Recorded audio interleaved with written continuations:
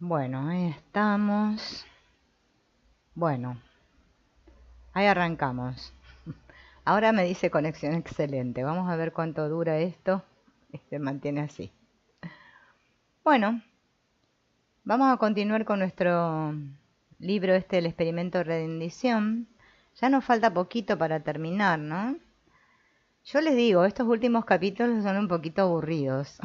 Yo aviso antes de empezar para los interesados. Porque va contando muchas cosas, ¿no? de su biografía.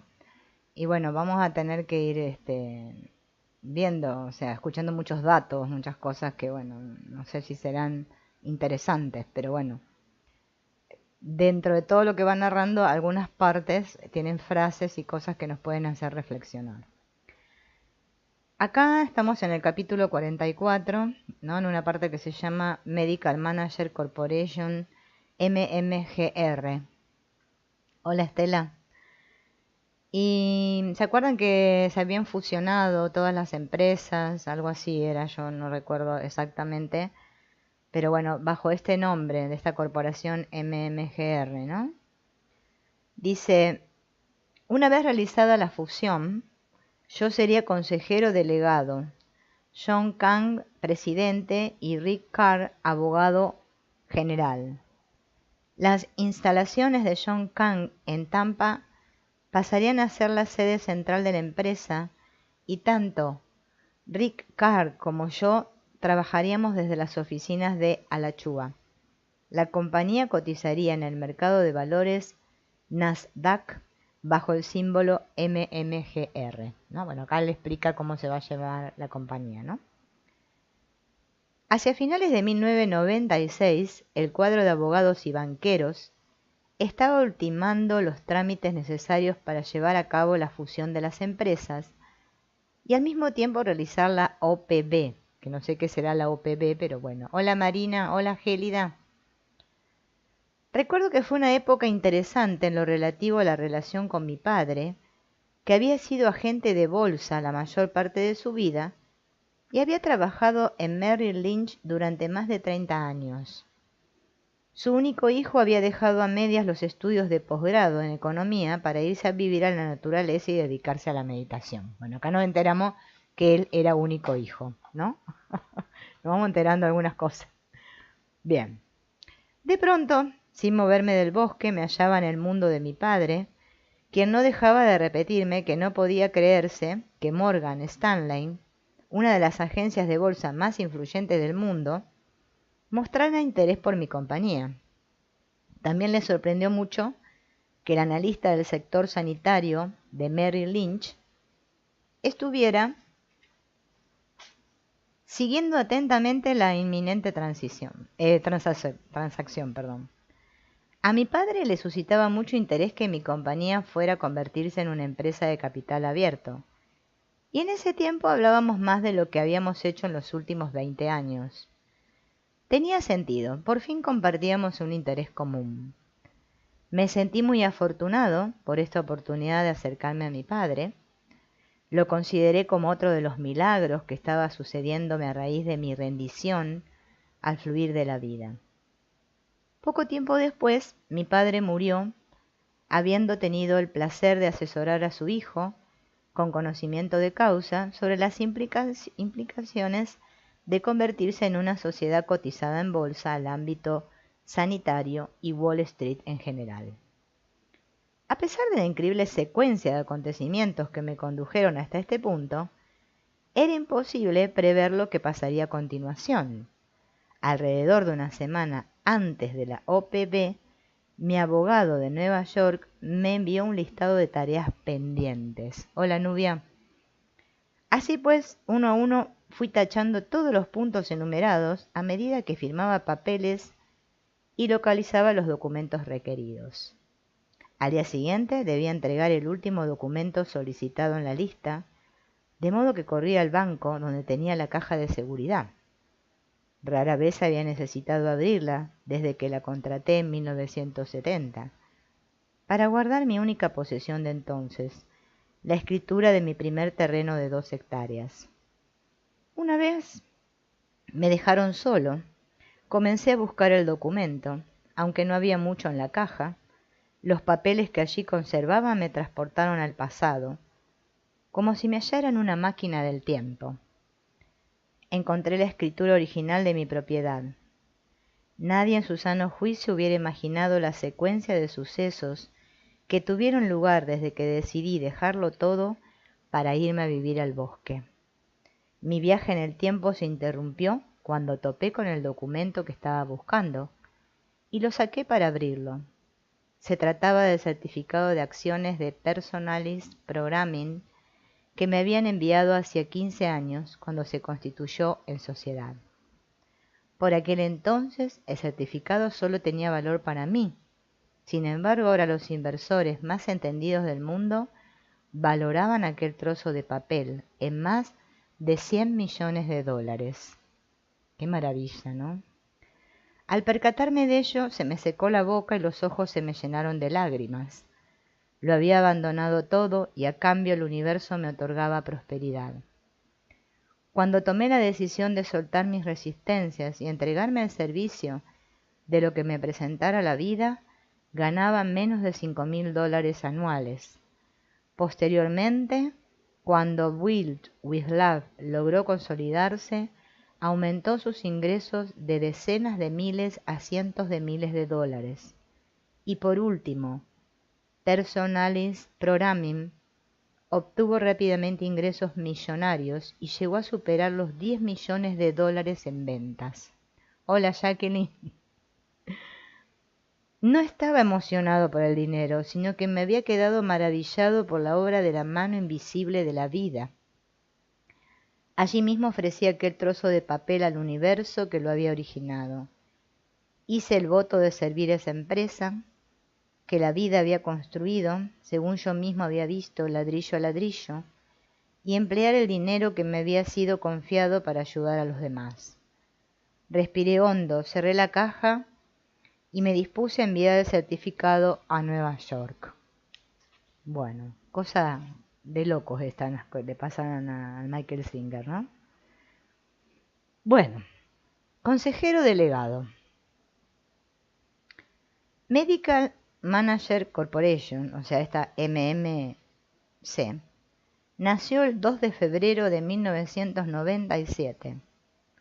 Mientras tanto, en el escenario de los bosques de Alachua, no solo mantuve mi puesto de presidente de nuestra gran instalación de I+D, sino que además me convertí en consejero delegado y presidente del Consejo de Administración de la nueva compañía. La larga lista de responsabilidades que debía asumir como consejero delegado me pilló totalmente desprevenido. Muy pronto me di cuenta de que el puesto iba a requerir toda la capacidad de concentración que había desarrollado a lo largo de tantos años de práctica meditativa. Me había rendido a la vida y ésta me había asignado la presente tarea. Formaba parte de mi viaje espiritual y estaba plenamente dispuesto a entregarme a ella y a hacer lo mejor posible. En primer lugar, adopté las medidas necesarias para asegurarme de estar informado de lo que tenía lugar en la empresa. Por un lado estaba yo, en un apartado bosque de Alachua, y por otro, dispersos por todo el país, un grupo de ejecutivos de mentalidad independiente acostumbrados a dirigir sus propias empresas. Si iba a responsabilizarme de la empresa, debía recibir información rigurosa y completa de forma constante, lo cual implicaba realizar multiconferencias regularmente y recibir una gran cantidad de informes para poder estar al día de los movimientos de la compañía. Cuando anuncié que cada ejecutivo debía enviarme un informe semanal relativo a sus principales responsabilidades, hubo algunas quejas, pero todos contábamos con una gran experiencia y deseaba que fuera la mente del grupo la que tomara las decisiones y no la mente individual de una sola persona. No tardé en darme cuenta de que no podía mantenerme al día con los informes semanales y a la vez estar bien preparado para las multiconferencias. Necesitaba ayuda urgente. Y como podrás adivinar, eso es exactamente lo que obtuve. Hola Liz. Aunque no lo denominemos milagro, esta vez la magia de la vida se manifestó en forma de una joven llamada Sabrina. Paul Dobbins la había conocido años atrás en uno de nuestros seminarios nacionales para distribuidores y según parece fue amor a primera vista. Poco después Paul nos comunicó que iban a casarse y ella vendría a vivir con él. Yo no la conocía y me preocupaba que Paul pretendiera que una persona que no practicaba yoga ni meditación se trasladara a una comunidad espiritual. Esperen porque ya la acomodo para este lado. Sin embargo, él no tenía ninguna duda de que encajaría perfectamente y además me informó de que estaría encantado con ella si la contrataba. Rendición, rendición, rendición. En realidad no tenía elección.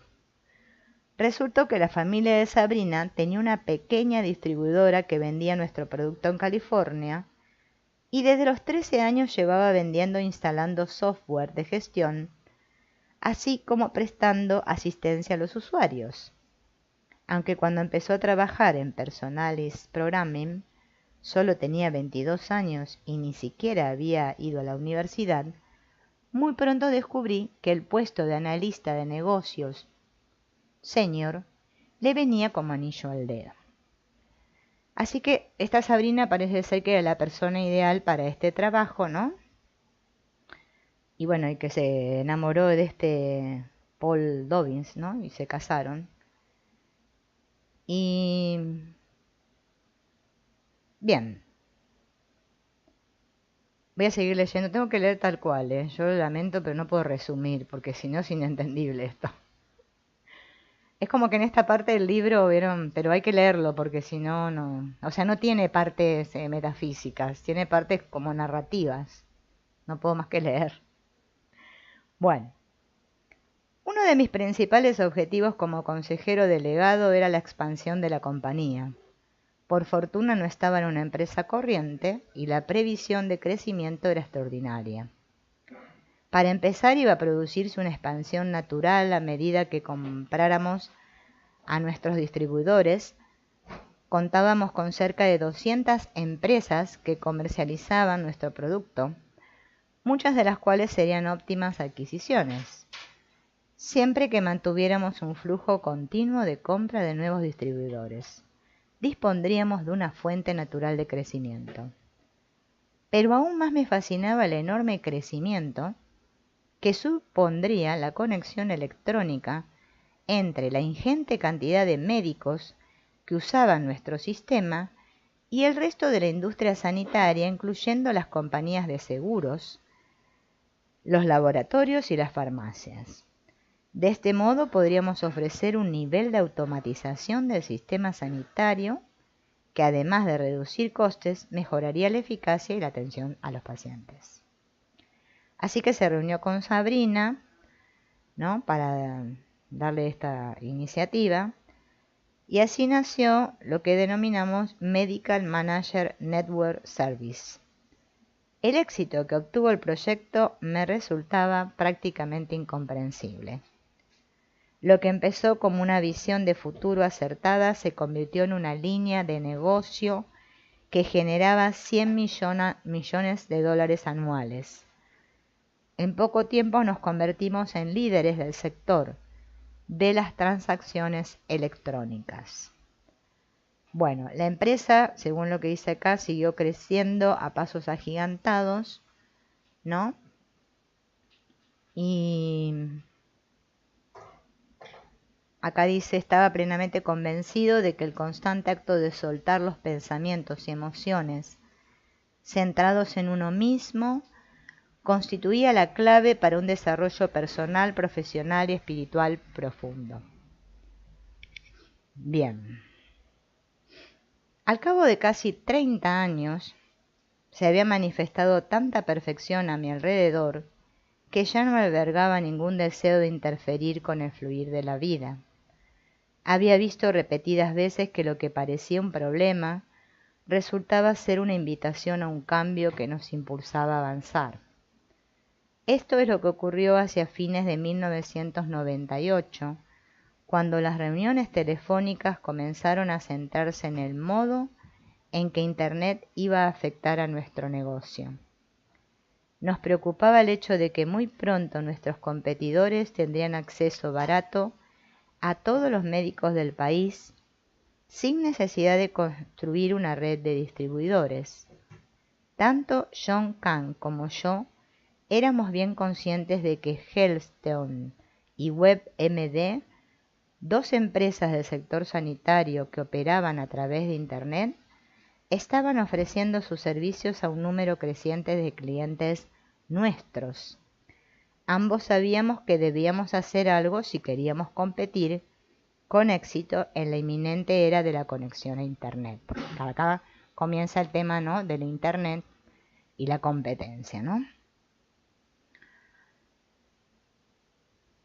Entonces este John Kang parece que establece contacto con una compañía de Nueva Jersey llamada Synetic, que estaba creando un portal sanitario muy avanzado. Esta firma contaba con uno de los equipos de gestión más brillantes de la industria y, según parecía, el resto de las nuevas empresas no tenía ninguna posibilidad frente a ellas. Los directivos de Synetic estaban muy interesados en una posible fusión con Medical Manager Corporation y esperaban poder llegar a gestionar todas las transacciones del ámbito sanitario a través de su portal de Internet. Su interés por nuestra compañía residía en los más de 100.000 médicos que estaban conectados electrónicamente para una amplia gama de servicios. Si conseguían la gestión de las transacciones de nuestros clientes, todo el mundo estaría interesado en contratar sus servicios. Synetic estaba en posición de trasladar todo aquello que habíamos construido a un nivel totalmente nuevo. Así que bueno, parece ser que este John Kang, organiza una reunión, ¿no?, con estos de Synetic, ¿no? Yo quiero tratar de resumir porque es muy no sé, a mí me resulta aburrido. No le puedo poner onda, hoy no le puedo poner onda porque esto es aburridísimo, pero bueno, ¿qué quieren que les diga? Es así como pinta el libro por esta parte. Bueno, la cuestión es que, bueno, acá todo acaba contando, ¿no?, que se meten con esta empresa de la Synetic, ¿no? No hay nada que sea...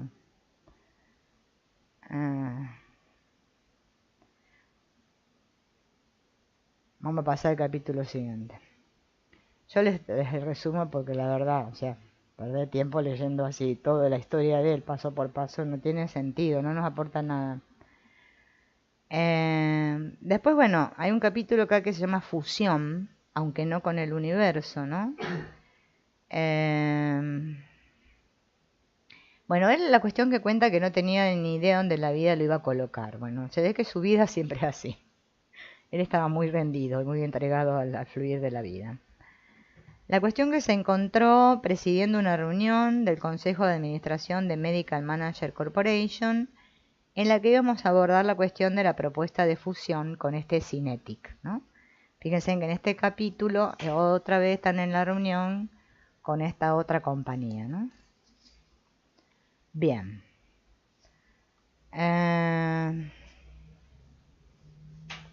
Parece que se reúnen. Acá les digo, puro números y cosas, no tiene nada interesante. Bueno, pues si ustedes quieren comprar el libro, lo quieren leer oración por oración, lo hacen, porque no. Pero la verdad que no tiene nada que les pueda interesar. O sea, bueno.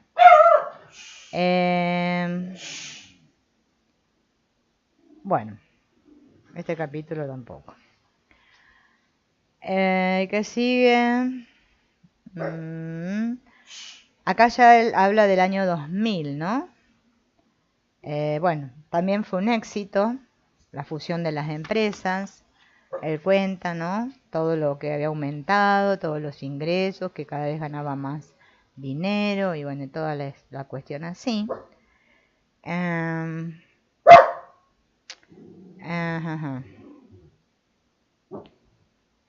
Bien, acá viene una parte más interesante. Resulta que en el 2003 ya, dice, ¿no? Que era un miércoles por la mañana. Él solía ir a la consulta del doctor Chance para una puesta a punto.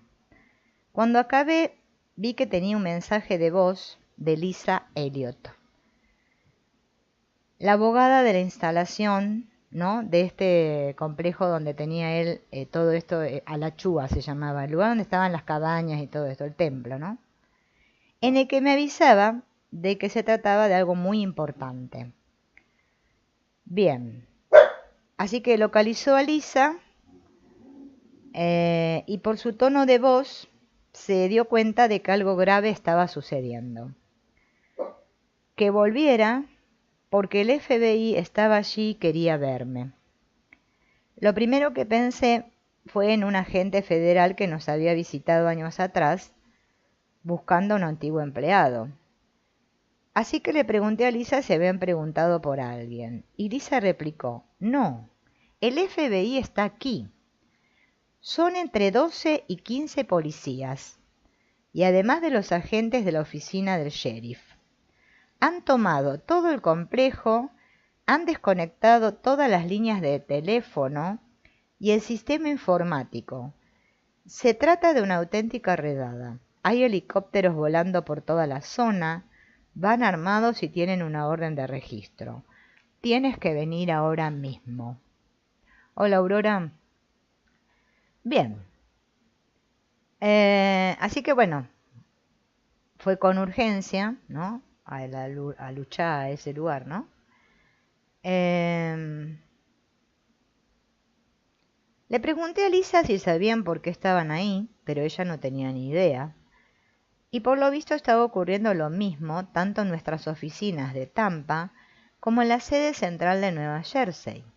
Lisa había intentado contactar con Charlie Mill, el responsable jurídico de la compañía, pero habían cortado la línea en toda la empresa.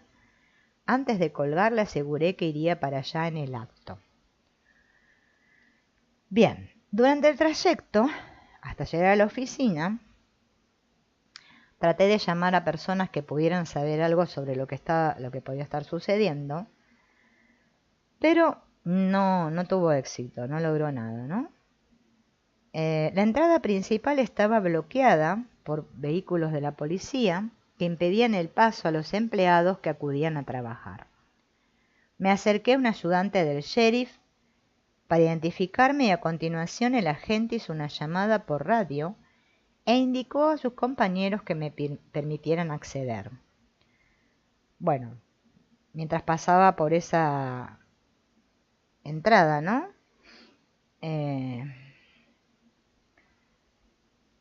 Dice que vio los 5 edificios del complejo estaban rodeados por agentes del FBI y teníamos helicópteros volando encima.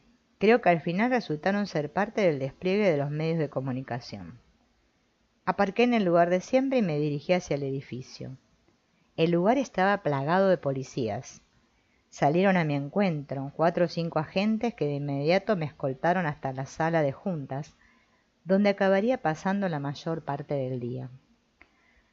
Solicité contar con la presencia de Lisa, nuestra abogada, y la trajeron. Los abogados eran sumamente formales y profesionales, se identificaron como miembros del FBI y de la Secretaría de Hacienda. Me mostraron la orden de registro que ya había examinado previamente Lisa y me informaron de que dicha orden les otorgaba el control total sobre la instalación. Tenían derecho a llevarse cualquier objeto que estuviera dentro de los parámetros que allí se especificaban. Me pidieron que firmara un documento en el que reconocía que se me había hecho entrega de la orden. Antes de hacerlo, miré a Lisa y ésta asintió con la cabeza. Me sentía perdido, completamente fuera de mi elemento. El único marco de referencia que tenía para una situación similar eran las películas, y dudaba dudaba de que fueran a servirme de mucho. Así que le pregunté a los agentes que estaban al mando de la operación si me podían explicar lo que estaba pasando. Aunque no me contaron mucho, mencionaron una lista de unos 30 nombres de personas clave para su investigación. En ella se encontraba todo el equipo de gestión ejecutiva de la antigua Medical Manager Corporation. El abogado de Jim, Marty y otros altos cargos del departamento en contabilidad. Bueno, leyó la nota, ¿no? Esta que le dieron, ¿no? Aparecían muchos nombres. Me lo estaba tomando con calma, pero no encontraba ninguna pista reveladora. En realidad lo que más me llamó la atención fue la presencia de Pat en la lista, ¿no? De Pat Sedlacek. A diferencia de todos los demás, esta persona no formaba parte del equipo, sino del de compra de distribuidoras, que estaba dirigido por Bobby Davis. Bobby se había incorporado a la empresa junto con John Session, el jefe de operaciones. Bueno, la cuestión que él, ese nombre no le sonaba, ¿no? Bueno, las investigaciones iban avanzando. Voy a intentar resumir, porque si no esto... Bien. Y...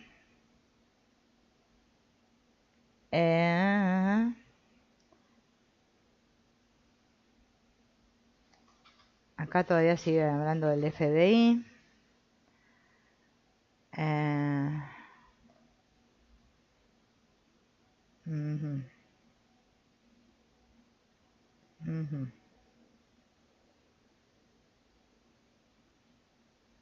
Bueno, la cuestión que dice que ese día fue tristemente recordado por él porque le habían incautado todo y no sé qué.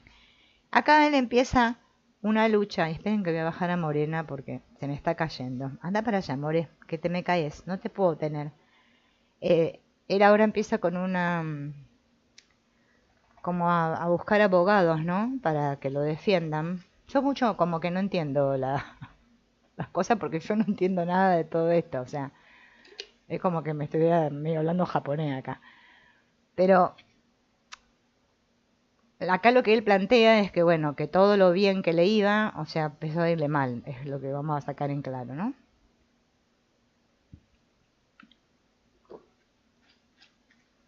Pero fíjense en que el libro no es lo que promete, ¿eh?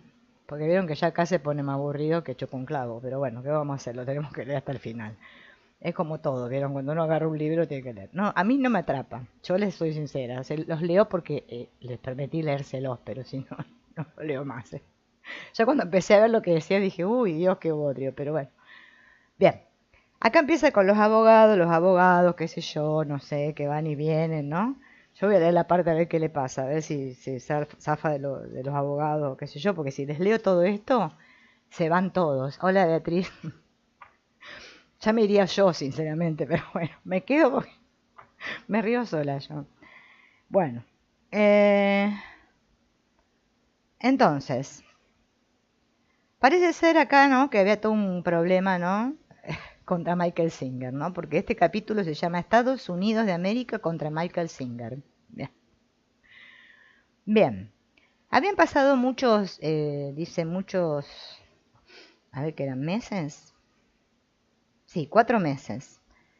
Y todavía no se daban cuenta de lo que estaba pasando. O sea, no podían comprender lo que estaba pasando. Seguían contratando abogados, ¿no? Más abogados, qué sé yo. Bien.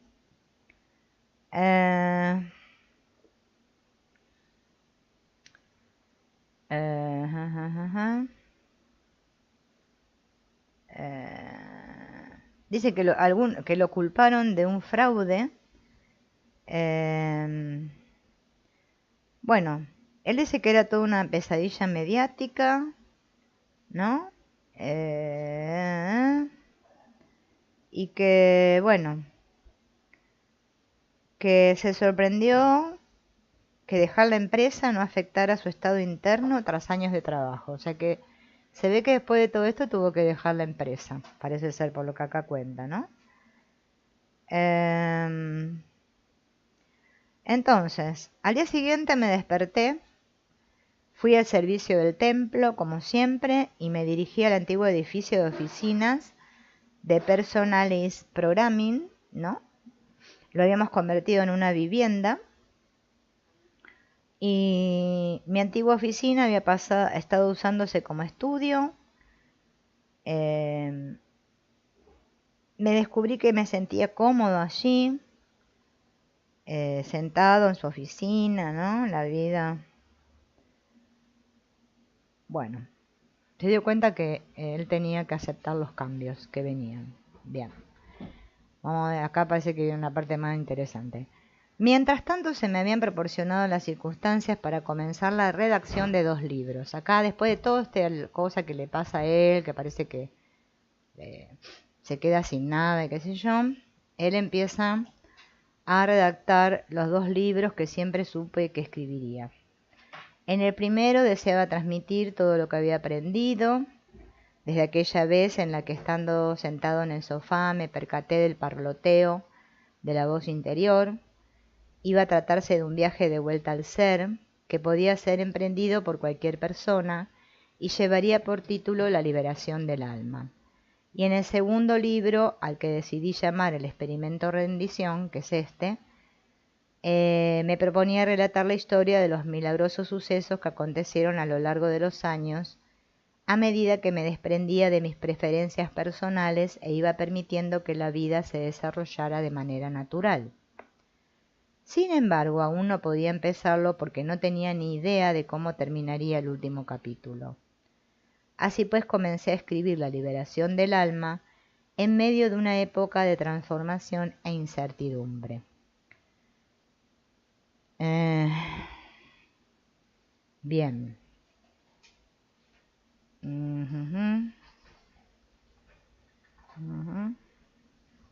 Una pila de documentos.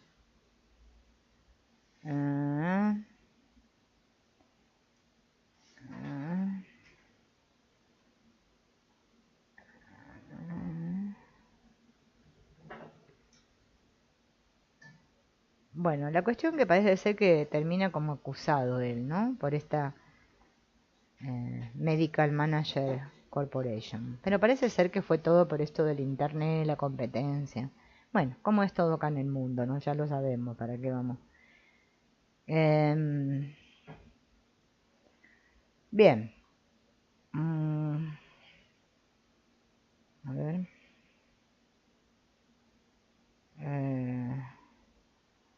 Bueno, acá sigue con los abogados, ¿no? Porque bueno, obviamente lo estaban acusando en falso, ¿no? De lo que parecía que lo acusaban, ¿no?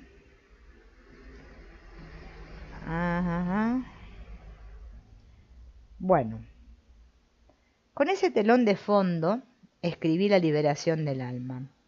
Anhelaba transmitir a otros que, si bien solemos prestar atención a la incesante charla mental, hay un modo de liberarse de ella. A esa tarea había dedicado toda mi vida, no a este absurdo embrollo legal. No me importaba lo amenazante que se hubiera vuelto ese engaño. Deseaba compartir una verdad profunda que iluminara la vida de otras personas. Entonces, me entregué a la redacción del libro. Karen y yo lo concluimos a finales del 2006, seguimos haciendo correcciones y envié un primer borrador a Randy, porque deseaba saber su parecer y además necesitaba contar con su permiso para hacer cualquier cosa que pudiera afectar al caso.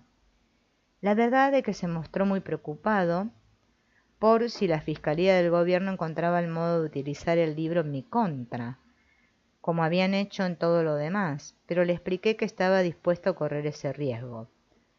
Dado que no sabíamos cómo acabaría todo, necesitaba publicar el libro tan pronto como fuera posible. Finalmente, tras analizar los riesgos, Randy dejó la decisión en mis manos.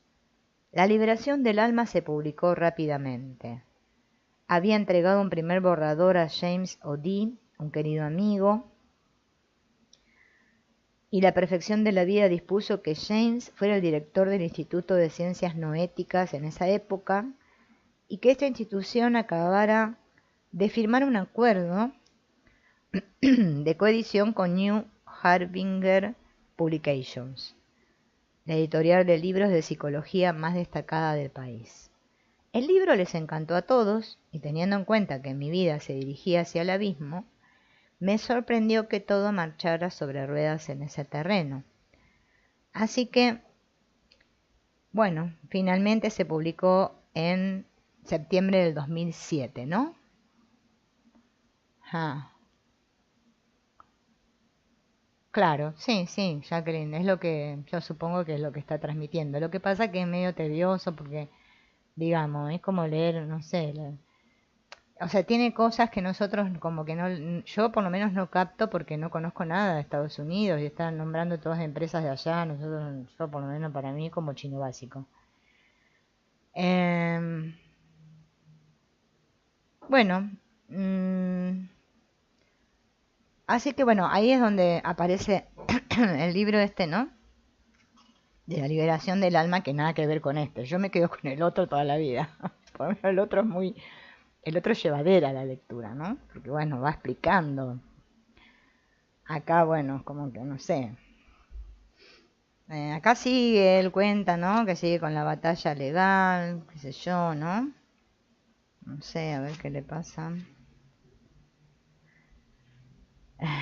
Parece que ese amigo Randy, en todo este interín, se enferma de cáncer.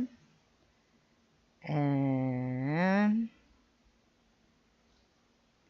bien. Y bueno, tuvo que buscar otro abogado, ¿no? Y vamos a ver acá, bueno, por lo menos acá dice una intervención divina, a ver si hay algo más interesante, ¿no? A medida que se acercaba esta fecha del juicio, ¿no? En donde él le iban por eso que lo habían acusado, ¿no? Eh, Comenzó una fase de audiencias preliminares de gran interés e importancia. Las peticiones in limine. Se trataba de solicitudes previas al juicio que nos daban la oportunidad de cuestionar si las pruebas que los fiscales del gobierno pretendían presentar en el juicio eran fidedignas desde el punto de vista legal. Habían interpretado la documentación incautada de modo que respaldara su versión de los hechos. Yo sabía a ciencia cierta que se había tergiversado el mensaje de gran parte de los documentos y sacado de contexto, y podrían influir en la decisión del jurado. Por esta razón, me alegró saber que nuestro derecho constitucional a un juicio justo establecía que no podía predisponerse la opinión del jurado con pruebas que no fueran razonablemente dignas de crédito. Es decir, que teníamos el derecho de solicitar al juez que excluyera del juicio parte del material. Petición tras petición, cuestionamos la relevancia o fiabilidad de las pruebas documentales que el gobierno tenía intención de prestar al jurado y en muchos casos el juez nos dio la razón. Finalmente estaba restringiendo los desesperados esfuerzos de crear pruebas interpretando de modo arbitrario hechos y documentos, ¿no? Si bien no acudía a ninguna de las audiencias previas al juicio, revisaba todas las peticiones y seguía con gran interés el proceso. Ahora el abogado de él se llamaba Les Walsh, ¿no? Y le iba informando, ¿no? Cómo iba todo el juicio. Ajá. Rayo de esperanza. Bueno, acá es donde va contando, ¿no? Todo.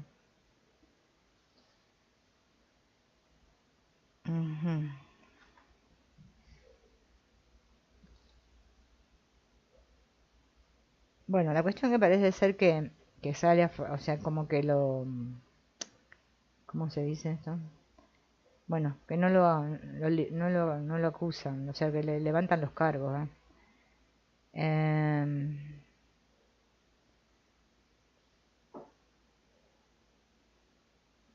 Bien,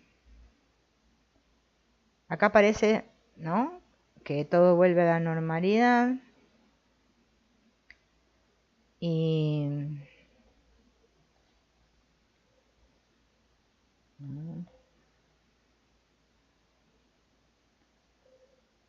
eh, el fluir de la vida había actuado como un papel de lija que en buena medida me había liberado de mí mismo.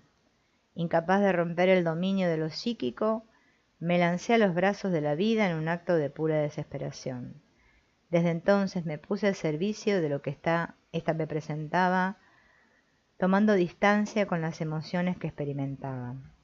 El gozo y el dolor, el éxito y el fracaso, el elogio y la culpa, activaban una parte de la mente profundamente arraigada, y cuanto más me distanciaba de todo ello, más libre era. No necesitaba averiguar cuáles eran mis ataduras, ya que de eso se ocupaba la vida. Mi única responsabilidad era desprenderme de mis reacciones internas. Tras haber visto tantas cosas a lo largo de los años, lo único que quedaba de mí era mi rendición al fluir de la vida. Al no estar ocupado con otras actividades, volví a llevar una vida tranquila de soledad, como la que una vez había tenido, y pronto se hizo evidente que la vida me había proporcionado el entorno ideal para iniciar la redacción de este libro. Desde el primer momento sentí una oleada de inspiración. Comencé a escribir lo que siempre había sabido que acabaría contando, lo que sucedió cuando solté mis resistencias al fluir de la vida. Cuando la gente me pregunta cómo veo las cosas tras haber pasado por las transformadoras experiencias de los últimos 40 años, les recomiendo la lectura de La liberación del alma. ¿Cómo explicar la gran libertad que produce tomar conciencia en lo profundo de tu ser de que la vida sabe lo que hace? Solo la experiencia directa puede conducirte a ese punto. En un momento dado dejas de luchar y solo permanece la paz profunda que surge como resultado de rendirte a una perfección que escapa a tu comprensión. Al final incluso la mente deja de oponer resistencia y el corazón deja de cerrarse. El gozo, el entusiasmo y la libertad son demasiado maravillosos para romper el compromiso con la vida. Una vez estás dispuesto a desprenderte de ti mismo, la vida se convierte en tu amiga, tu maestra, tu amante secreta. Cuando te sintonizas completamente con el fluir de la vida, todo el ruido interno desaparece y sobreviene una gran paz, con eterna gratitud por todas las experiencias que llamamos vida. Bien, y acá, bueno, al final del libro hacen una referencia sobre el autor, ¿no? Bueno, eso ya lo dijimos, que creó este templo del universo, ¿no?, que es el centro de yoga, que sigue funcionando en la actualidad. Bueno, el trabajo al que él se dedica, ¿no?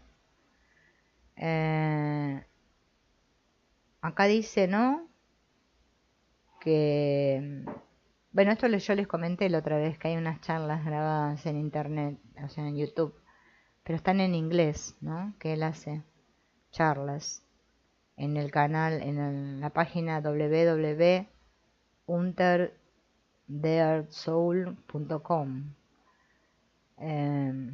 Bueno, habla de sus libros, ¿no? La liberación del alma, The Search for Truth, y la ley del karma, la ley de la voluntad y la ley del amor, y que tiene música, ¿no?, que son canciones para el alma, escritas por Michael Singer y cantadas por Katy Sabada, creadas para quietar la mente y abrir el corazón. Les puedo poner acá, porque después si alguien la quiere buscar, ¿no?, que le interesa, deben estar en inglés, supongo yo, porque es todo en inglés, ¿no? www.songs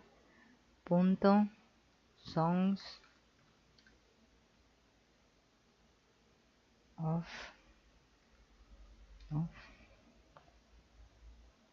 de un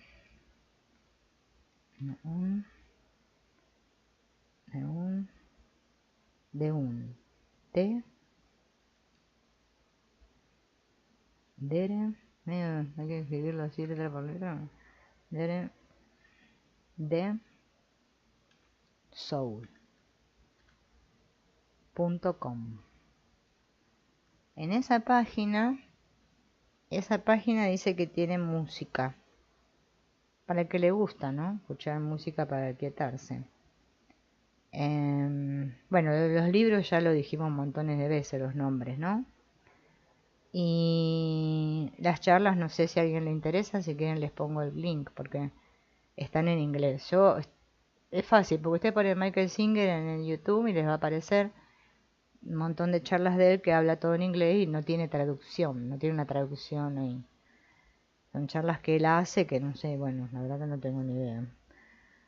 Bien, bueno, ahí termina el libro. O sea que este sería el último. O sea, la última parte vieron cómo fue, ¿no? Medio así, a tirar los pelos, pero bueno, ya por lo menos lo terminamos. Fue más interesante el comienzo, ¿no? Y como dice Jacqueline, bueno, eh, va contando todo lo que le pasa al autor y bueno, cómo él termina, ¿no? Logrando superar todo esto, rindiéndose al fluir de la vida. Y bueno, y eso es todo de lo que trata este libro. A mí particularmente me gusta más el otro, la verdad que fue más entretenido, pero bueno, este es el libro así tal cual como es. Yo lo tengo ahí en papel y no en internet, en gratis no lo van a poder encontrar porque no está. Yo lo he buscado, así que el que lo quiere lo tiene que comprar. No sé, en otros países por qué editoriales lo pueden conseguir. Acá la editorial Gaia esta en Argentina está a la venta y en otros países supongo que también, el que le interese leerlo detalladamente, porque le interesa la historia de él. A mí la verdad medio me aburre las biografías de las personas, como que no me atrapa mucho las biografías, pero hay gente que vieron que le gusta, hay gusto para todo acá, es así. Bueno, entonces vamos a dar por terminado, al final quedó cortito el video. Y bueno, voy a aprovechar los viernes, ¿no? Ya que me queda libre y esto ya se terminó, para seguir con el de la enfermedad como camino, ¿no? Que ayer hicimos una partecita, aunque hay muchas personas que no se suman a ese, la verdad que no sé por qué, porque es interesantísimo, ese libro te rompe la cabeza. Está muy bueno, tiene mucha información. Y bueno, al que le interesa está invitado, ¿no? Para continuar con ese estudio de ese libro, que es muy apasionante porque explica cómo funciona realmente la psique, ¿no? Yo con este autor estoy de acuerdo en lo que él dice, pero el trabajo interno no es tan sencillo. Rendirse no es así nomás. Bueno, hay otros trabajos que a veces parece que tenemos que hacer. Bueno amigos, nos veremos en la próxima. Feliz fin de semana, que descansen. Y bueno, acuérdense en que vamos a hacer... Hola Germán, ¿cómo estás? Vamos a hacer un refuerzo un poco más de eso y si no iremos alternando un poco con el curso, alguna cosita para cosa. Los que no se sumaron al grupo de WhatsApp, de los que están acá, recuerden que se pueden sumar haciendo clic en el link que está en mi página de Facebook, Un Curso de Milagros con Silvina. Y bueno, hacen clic ahí y se pueden sumar, y en ese grupo estoy subiendo información que no puedo subir por este medio. Nos veremos. Feliz fin de.